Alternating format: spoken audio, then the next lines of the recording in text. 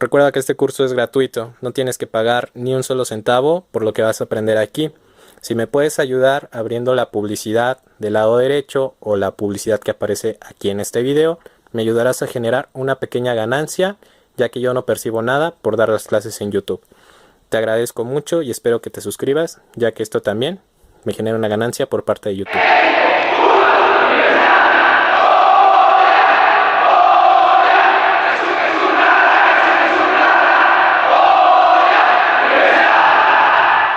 Hola, ¿qué tal, pumitas? Ya se rompe la costumbre de decirle burritos. Algunos ya me conocen, soy el burro medio puma. Me conocen algunos del examen del Comipems, otros me conocen por el examen de Colbach, de prepa abierta. Y en este caso ustedes me van a conocer porque voy a dar el curso de cómo entrar a la licenciatura UNAM. Área 3 nos vamos a guiar, posteriormente haremos las demás áreas. Y hoy vamos a empezar con números reales, que es del temario 1.1. Nos vamos a guiar en base a los temas fundamentales que les dan en la guía. Y vamos a empezar con los números reales para posteriormente ver lo que es la suma y resta, multiplicación y división, y raíces y potencias, ¿ok? Cabe mencionar que tienes que recordar que este curso es completamente gratuito.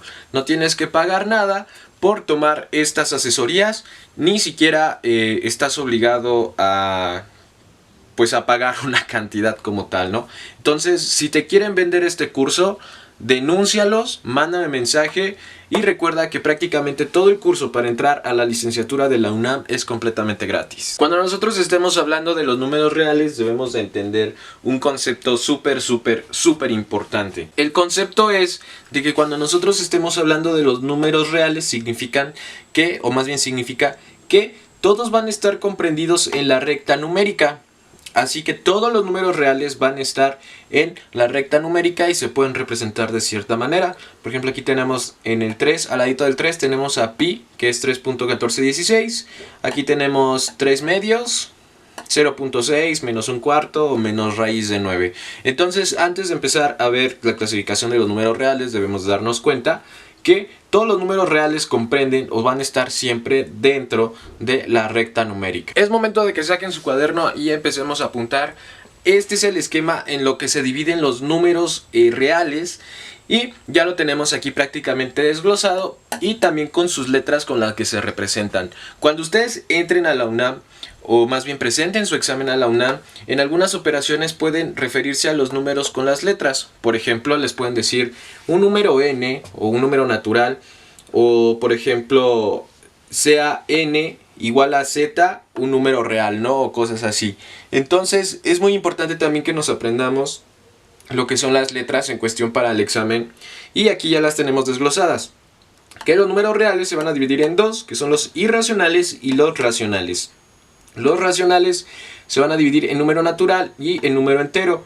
El número entero en positivo, cero y negativo, y los naturales en primos y compuestos. Es muy importante que guardemos este esquema porque ahorita ya vamos a ver qué significa cada uno de los números como tal. Cuando estemos hablando de los números naturales, vamos a ver el apartado de los números naturales, que son los que se representan por la letra n, y nos dice que, por ejemplo, los números naturales son los que van a servir para contar.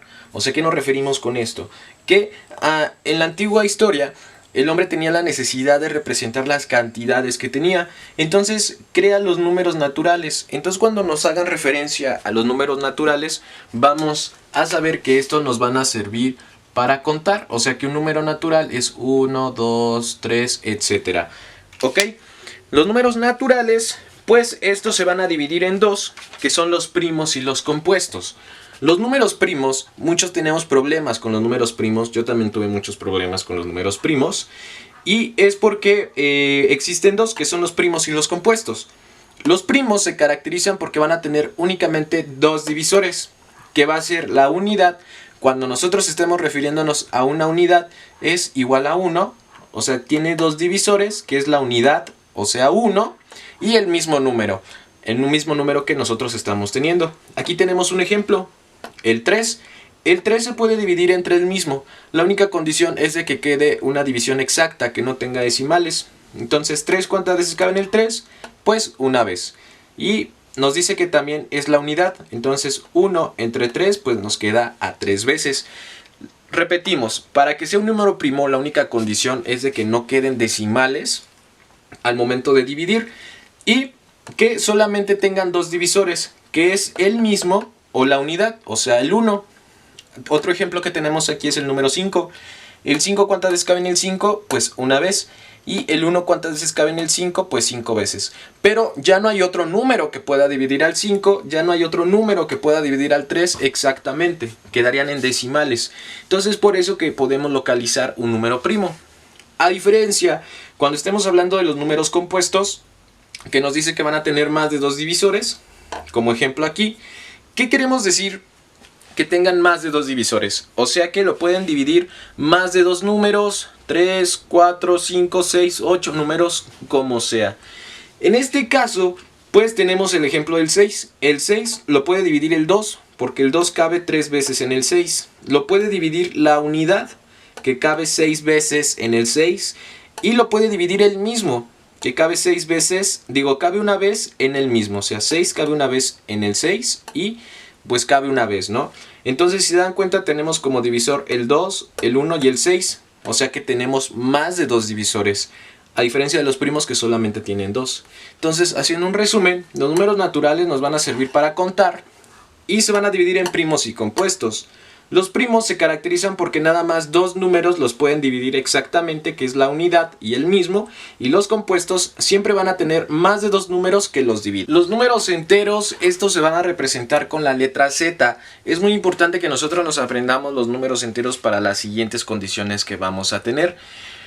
Los números enteros, o sea Z, van a ser los números positivos, negativos y el propio cero.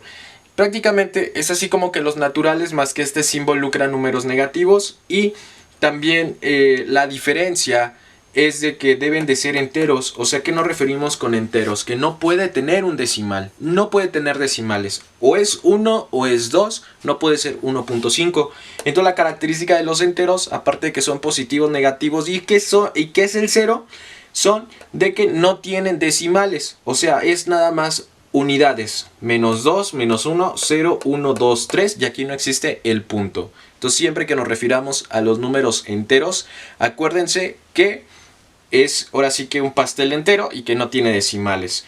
Cuando estemos hablando de los números racionales que se representan con la letra Q, nos dice que se van a tener o que van a tener una forma P y Q, donde P y Q bueno, aquí le puse Q diferente, ¿no? Donde P y Q deben de ser asociados a Z, o sea, a un número real, y que Q debe de ser diferente a 0. Se le conoce como una fracción común. Aquí tenemos nosotros nuestro primer ejemplo. Tenemos una fracción impropia.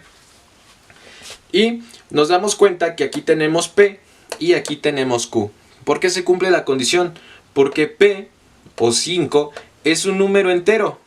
Estamos hablando de que es un 5, no tiene decimales, entonces es un número entero.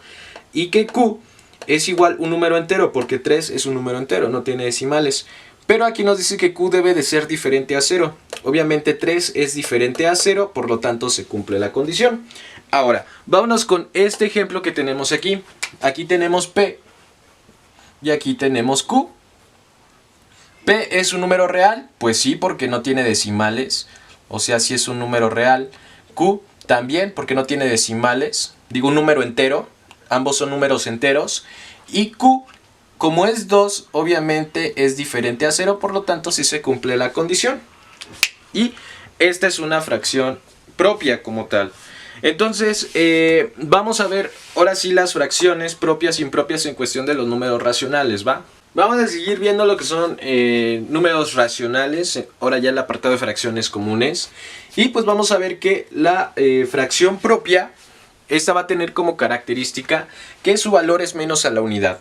El burro tip de hoy es de que el numerador, o sea el número de arriba, es más pequeño que el denominador, o sea el número de abajo. Tenemos ejemplos como 3 quintos, 2 sextos y 4 octavos, donde como nos dice el burro tip, también soy parte de la UNAM, el numerador, o sea el número de arriba, es más pequeño que el denominador, o sea que el de abajo. Entonces si nos damos cuenta, todos los números de arriba son más pequeños que los números de abajo. A esto se le conoce como fracción propia. Y tenemos también lo que es la fracción impropia, donde nos dice que su valor es igual o mayor a la unidad.